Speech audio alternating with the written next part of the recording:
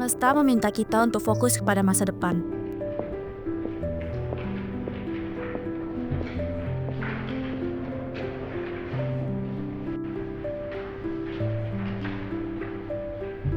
Orang-orang malah memilih mengejar kebahagiaan masa kini. Mereka terlalu sibuk tenggelam dalam suasana bersama teman-teman mereka, tanpa tahu suatu saat merekalah yang akan ditinggalkan.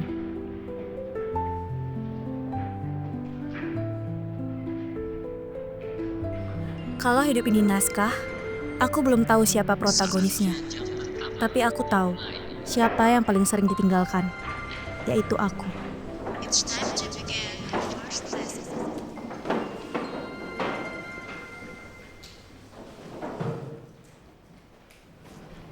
Selamat pagi anak-anak. Kali ini Bapak minta kalian untuk membuat sebuah teks dengan tema rumah terindah. Kalau rumahnya banyak gimana, Pak? Nenek kok banyak. Banyak. Ya, minimal kalian harus punya 5 sih. Jadi bisa diwarnai dengan sesuka hati kalian. Ya kayak hijau, kuning, kelabu, merah muda, dan biru. Walaupun rumahnya banyak, tapi ingat, jangan lupa bayar pajaknya. Ya.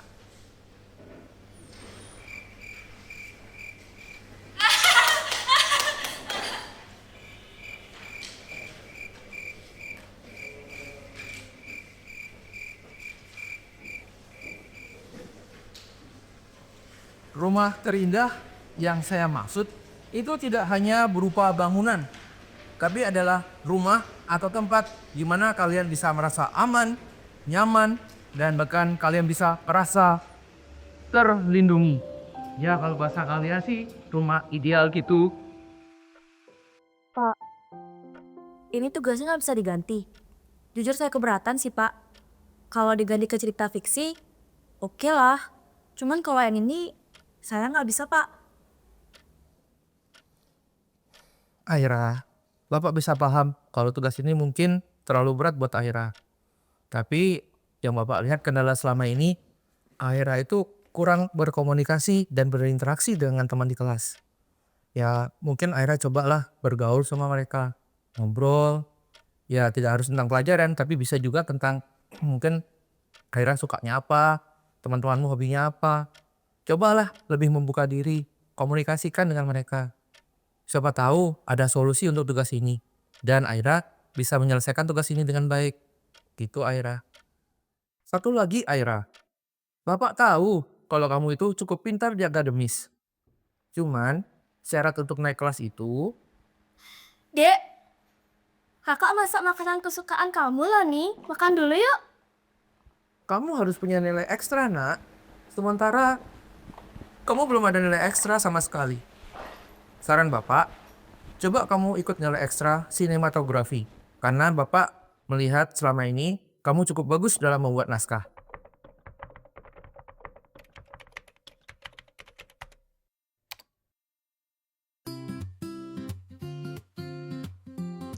Anak-anak, untuk ekstra kali ini, kita akan belajar tentang gambar yang bercerita. Kali ini, Pak minta kalian untuk memotret lingkungan sekolah dan memberikan deskripsi mengenai foto yang kalian ambil.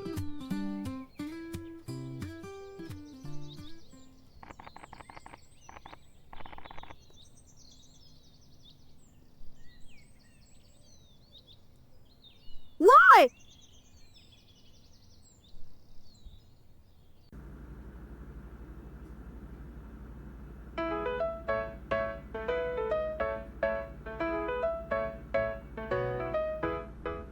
Baik, selanjutnya siapa? Saya, Pak. Perkenalkan, saya Aira, dari kelas 10, anggota baru di sini. Menurut saya, pohon mati ataupun tanaman mati adalah sebuah akhir dari segalanya. Dan seringkali juga menggambarkan hilangnya harapan atas hidup seseorang yang bergantung dengan hidup orang lain. Hilangnya warna di foto ini menggambarkan hilangnya harapan dalam pohon dan tanaman tersebut. Wow, agak suram juga ya. Tapi keren sih. Terima kasih Aira, silakan duduk.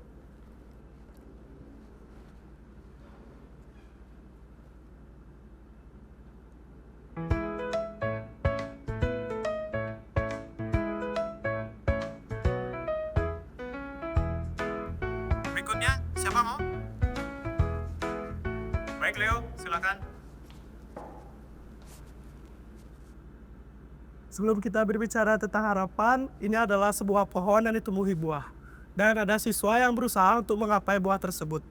Jika siswa tersebut mendapatkan buahnya, ia akan mendapatkan yang dia harapkan. Benar kan? Begitu juga sebaliknya. Jika siswa tersebut gagal untuk mendapatkan buahnya, buah itu bisa saja jatuh dengan sendirinya. Dan untuk pohon yang diambil, perlahan akan pulih dan menghasilkan buah baru.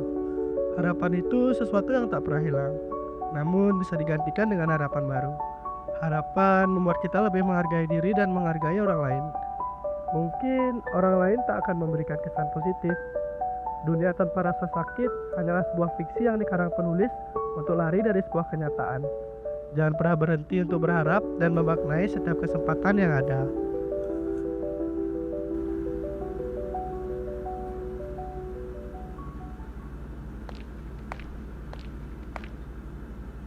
Tulis aja pohon mati di sana.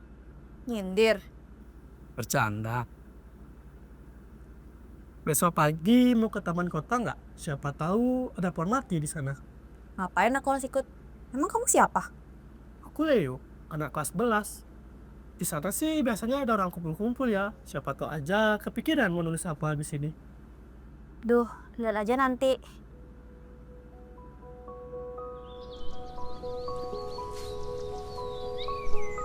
Jadi juga kamu kesini. Di taman ini ada banyak momen hidup di dalamnya. Makanya aku hunting di sini. Lihat tuh mereka, pada sibuk sama orang terdekat mereka. Ada lagi kumpul bareng teman-temannya, ada lagi main bultang. Bukan berarti mereka nggak pernah disakitin sama orang lain. Tapi dari situlah mereka belajar menerima waktu berharga dengan orang terdekat mereka. Suasana ramai ini ngingetin aku sama pasar Badung. Di sana lo banyak momen-momen indah. Kapan-kapan mau ikut ke sana nggak? Aku traktir deh. Di, najis. Ini ceritanya modus ngajakin aku ke sana. Ya, enggak lah, soalnya di sana ada banyak pohon mati. Ih,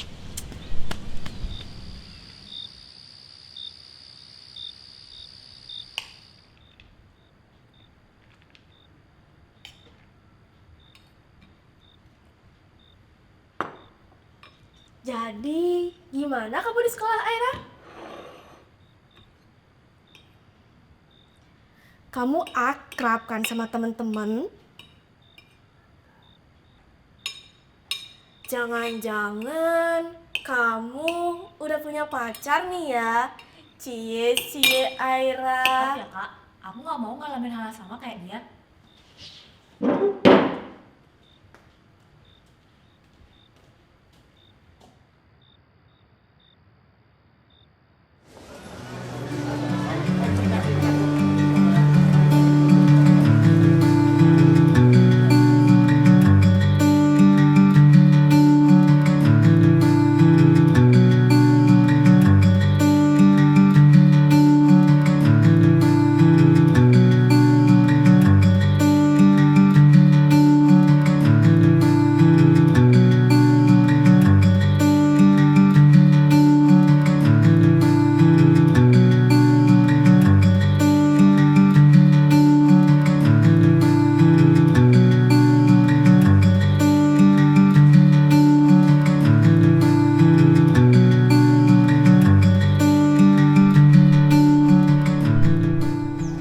Di sini lebih banyak usaha sih. Aksi nyata di mana orang-orang berusaha untuk memenuhi kebutuhan mereka. Meskipun itu dia ngabisin waktu mereka. Emangnya mereka nggak mikir ya? Gimana perasaannya ditinggal dari pagi sampai malam sendirian? Pikiran mereka isinya kerja. Ayah bahkan nggak pernah ada waktu buat aku. Ya realistis aja lah. Kamu cari temen deh biar gak kesepian. Ya beda lah Leo, itu nggak bakal bisa ngubah apa-apa. Nggak ada yang bisa dipercaya selain dirimu sendiri. Aku juga nggak pernah masain orang tuaku sampai nggak pernah punya waktu buat anaknya. Aku kesini juga karena pengen traktir doang. Ya elah.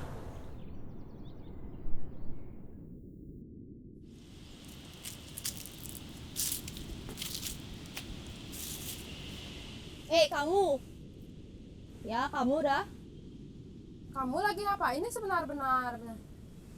Lagi nulis. Ya, kita punya mata ya.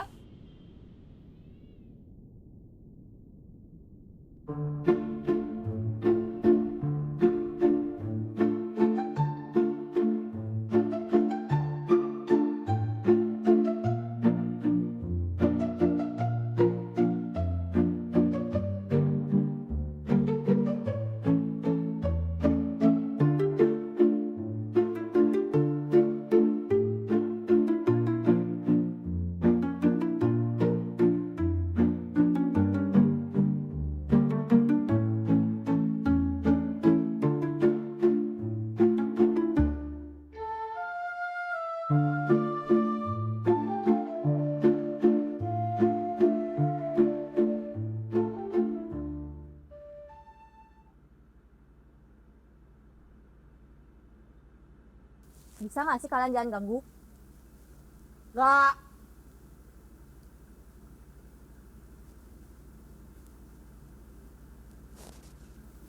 Kamu kalau perlu teman cerita, cerita aja sama kita. Kamu bisa kok percaya sama orang.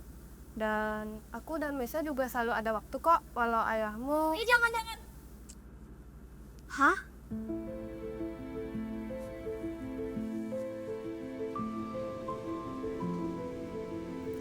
Deo! Serem juga ya sekolah. Gak lucu ya jadiin masalah orang buat bahan obrolan? Maksudnya? Sumpah, aku susah percaya sama orang. Dan Ki orang pertama yang aku kasih tahu masalah pribadiku. Tapi apa? Kehianatin kepercayaanku? Kecewa aku sama Ki. Aira!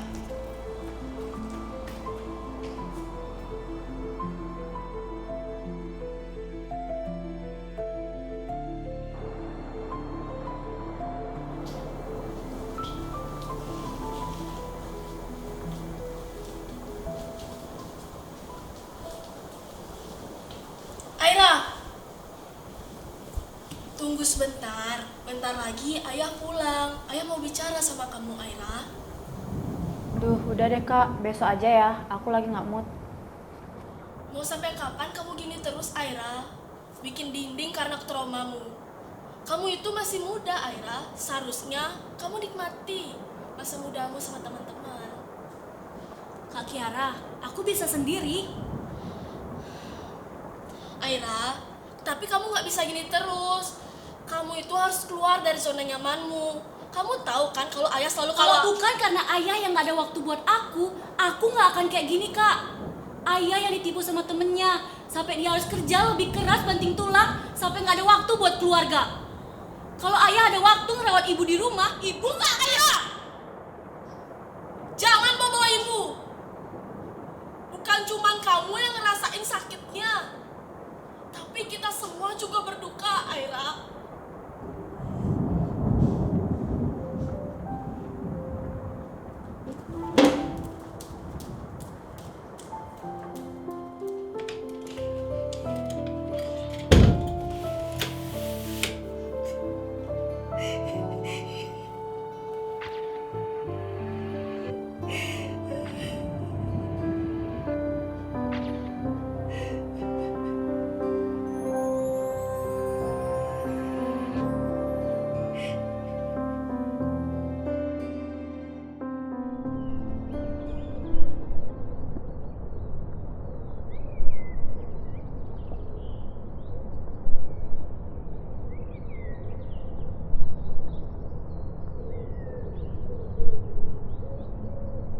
Udah lama. Nah, kamu ada masalah ya? Nggak tahu. Dan ternyata masalahnya, aku selalu jadi masalah buat orang lain. Ya gimana ya? Susah sih. Tapi kalau kamu nggak berusaha keluar dari ini, semua bakal makin susah. Waktu ibuku sakit, aku selalu marah sama ayah. Karena ayah lebih mendingin kerjaan daripada ngerawat ibu di rumah. Dan itu karena ayah ditipu sama temennya. Semuanya hilang. Uang tabungan kita habis. Aira, kita nggak bisa bikin orang lain selalu bahagia. Demi orang yang kita sayang, kita bakal tutupi kesedihan itu. Tapi kesedihan itu bukan perbuatan buruk kok, Ra. Setelah aku sedih, aku harus sabar. Buat dari awal, Ra, perlahan terima orang di sekitarku. Lagi pula, dunia harus tetap jalan kan. Jangan bilang siapa-siapa ya, aman kan? Amin. Kalian ngapain di sini sebenarnya?